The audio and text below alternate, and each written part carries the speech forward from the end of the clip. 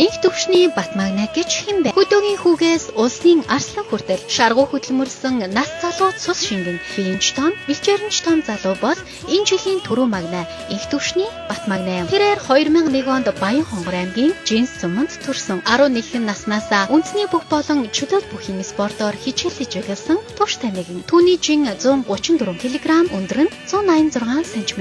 Тэрээр 2022 онд 21 наснда улсын баяр наадамд анх удаа зодоглоод 5 улсын начин цол хүртэж түүхэндээ хамгийн залуу 5 дахь начин болж залуу начныг дагаа хөтөлсөн. Мөн Батмагна начин 23 наснда ерөнхийлөгчийн цомд төрүүлсэн нь бас нэгэн түүхэн амжилт болсон билээ.